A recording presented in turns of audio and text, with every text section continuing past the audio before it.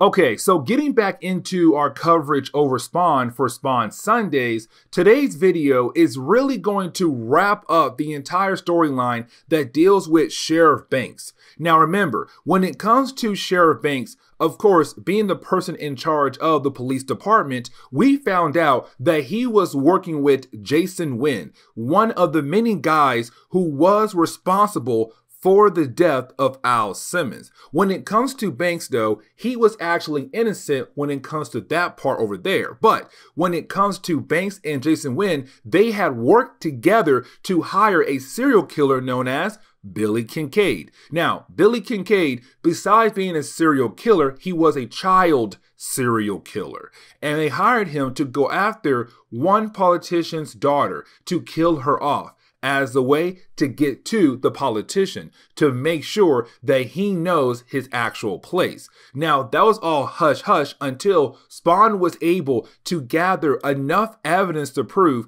that Jason Wynn and Banks have been working together. And you had Spawn hand over that file to Sam and Twitch, two police officers who has been trying to get rid of their boss, Banks. And so today's video is going to wrap up Banks and kind of say he's taken care of now. We must move on to a new situation going on for our characters in the Spawn universe. And when it comes to this video, you're going to notice that this video is going to heavily focus on Sam and Twitch, the two police officers who are trying to bring down Sheriff Banks. But at the same time, we're going to get small updates on Spawn here and there, but those updates are a way to say, don't worry, Spawn is still going to be around. But when it comes to Spawn, we have to remember, at the end of our last video, he fought against Curse. And when it came to him fighting against Curse, Curse was losing and thought it'd be a great idea to just blow up the entire building they were in. And we were left to believe that Spawn had died. Either way, we already knew Spawn did not die. And so, matter of fact, with our first update, we see Spawn being able to get out of that explosion, but also have all his body parts back together again. Because in that last video, we also saw Curse trying to dissect Spawn to learn more about how his body works. But when it comes to this storyline, Spawn is okay, and his body has been reconnected. Matter of fact, when it comes to the first chapter of this storyline, you are going to see Spawn hanging out with a young boy.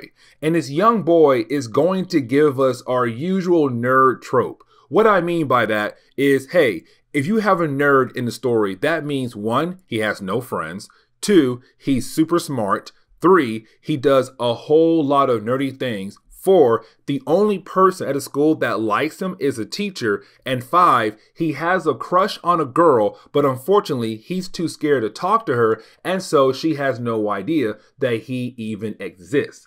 Those 5 things kind of give you your usual nerdy trope you see in all kinds of stories, all different kinds of stories. And so for this one, once again, you have all 5 things because we see him trying to get away from his bullies to go to his secret hideout where he does go and sit down and read his comics. But once he's able to go there, he runs into Spawn, who's just trying to hide there to heal up after dealing with Curse.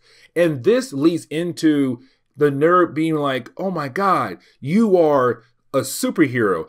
Just by looking at Spawn saying, oh my gosh, you are a superhero, and trying to figure out his origin story for Spawn. And so this also is used to kind of remind fans this is the actual origin of Spawn. But going through his origin, you didn't have the young boy ask Spawn, hey, do you know anything about girls? Because he is going to ask Spawn for advice when it comes to asking out a girl. But as soon as he asks Spawn that question, Spawn remembers his ex-wife, Wanda. And when Wanda's name is mentioned, we do get a whole section that is dedicated to her to kind of remind us what is happening with the character at this point in time in Spawn comics. And matter of fact, it's just 3 things. 1, Wanda is trying to figure out who is Spawn really. Even though Al came to her and said, it's me, Al, she does not believe that because Al died 5 years ago, her first husband. Number 2, she got a huge donation for her charity. The problem is she has no idea where that money came from.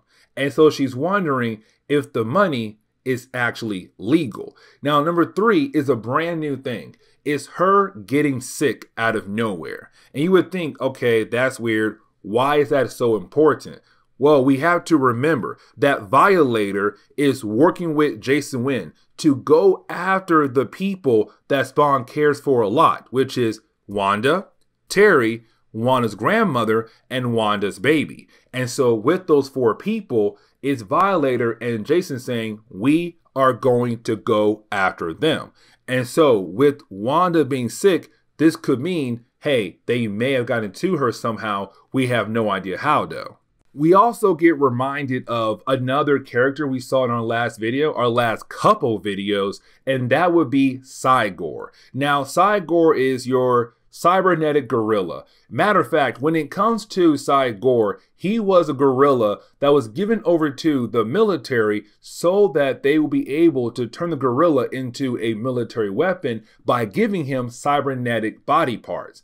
But on top of that, they wanted to make sure that the brain of this cyber gorilla was 80% human and 20% gorilla. Unfortunately, they got 50-50. And so when it comes to Cygor, he's very aggressive, very wild, because he has more gorilla brain than they actually planned. Now, he got loose and he's heading towards New York, which means that sooner or later, we're going to see him and Spawn fight against one another.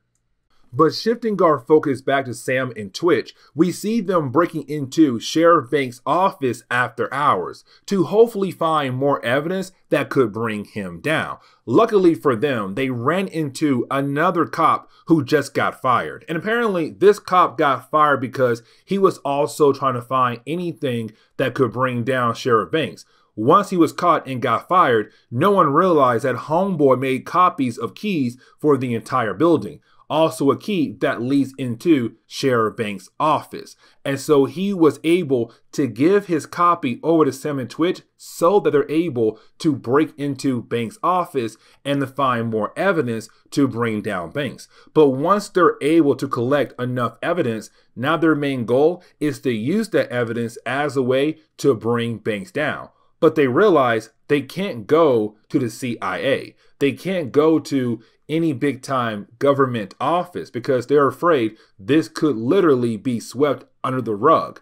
And the question is now, what can they do? Who can they go to hopefully bring down Banks? And if you're wondering, hey, what happened to Spawn and the young boy who has the fear of his bullies? Don't worry, it gets wrapped up very quickly. What happens is that you have the young boy go confront his bullies. Once he does that, you then have Spawn appear as this dangerous monster who could hurt them all. But it comes down to the young boy being the only one who could stop Spawn from hurting them. And once he's able to stop Spawn, Spawn leaves, and the young boys, the young bullies, they go ahead and run home to their parents and tell their parents what just happened. And now the young boy looks like a hero because he stopped the bad monster, even though he did not. And so that entire plot line wraps up just like that.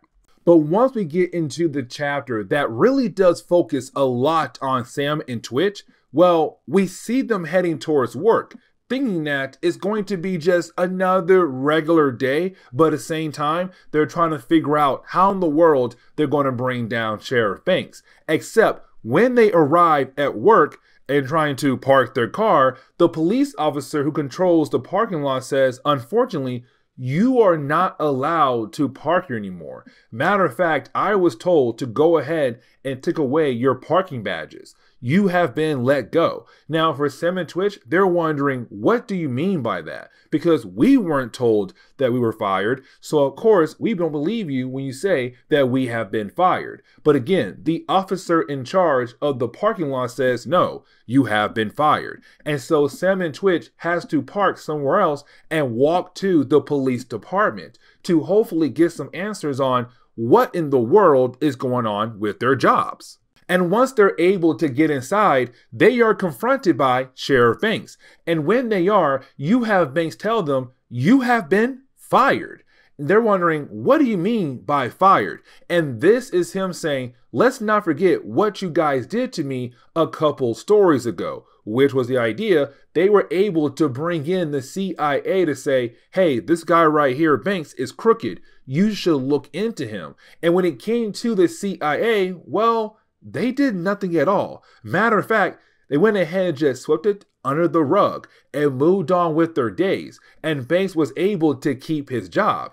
And so because of that is him saying, I am going to retaliate against what you did to me by going ahead and firing you. Now for Sam and Twitch, they're really bothered by this, but at the same time, they're not. And what I mean by that is they realize that sooner or later he would get them fired, but they still have the file. And their main goal was to use the file as a way to get back at him, to get rid of him. And so when he says, hey, you're fired, they're like, that's okay. You may fire us, but let's not forget, we still have the file and we can go to the media as a way to bring you down. And then once it gets out, it'll look bad for you, but also anybody else who is connected to you. Now, just in case you're wondering, hey, Fresh, what is happening with Spawn? Well, you have Spawn just resting. He is confronted by different kind of animals that move in the night, but those animals are not really important.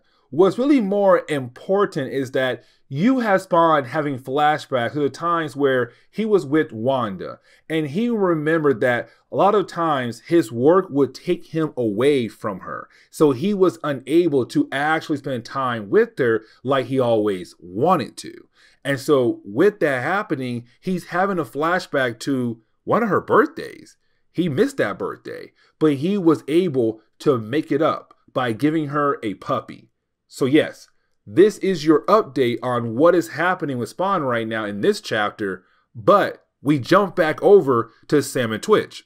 And when we do, it's Sam and Twitch meeting up with some reporter who works for a big time newspaper. Matter of fact, when it comes to this big time newspaper, apparently at this point, they're no longer big time. They have been declining for a while, and they're trying to get back on top again. But with a story like this, for sure, they will be able to get back on top. Now, when it comes to this reporter, what he is hearing, what he is seeing, he's having a hard time believing that he may be able to pull this off. Matter of fact, he's very scared about the idea of the CIA or anyone else from different branches of the government might try to come at him and try to stop him from releasing this story. And so he tells Sam and Twitch, he'll try his best, but unfortunately, they may not get anything at all. But it's Sam and Twitch saying, we have no choice. We lost our jobs. We have family we got to support. At the same time, we got to bring down Banks for all the crimes that he has committed.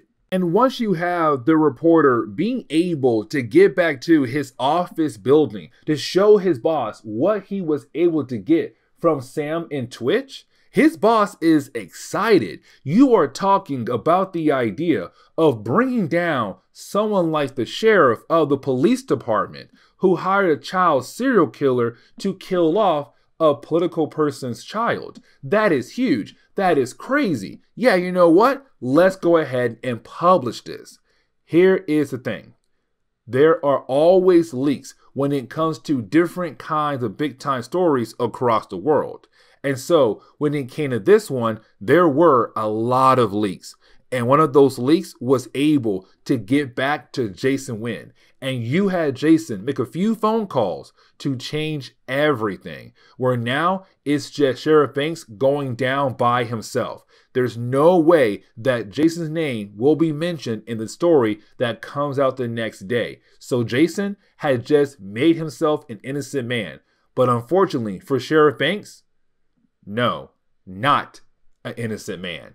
He'll go down by himself. And as soon as that story has been published, word gets out fast. Word gets out so fast, bam, there goes Banks' career completely. You have folks moving in to arrest him, to bring him in for the crimes that he has committed. The public is outside his actual police department building, wanting him to come out to do, well, of course, some crazy things to him. But again, he is on his own. His wife is trying to call him to ask her what in the world is going on. But unfortunately, he tells his assistant, do not let her call me again. Like, do not give me that phone.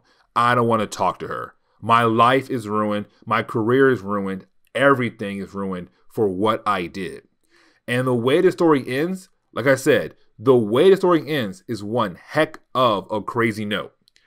Because as soon as they go into his office to arrest him, he kills himself. Gets a gun, pow, he's dead. And that wraps up Sheriff Banks and Spawn Comics. And this is where we are going to end today's comic book video. So please leave me a like down below and subscribe. Also, if you have any suggestions on books I should read, well, please let me know in the comments below, because you never know, your suggestion could be a future video down the road. Later, guys. See y'all next time.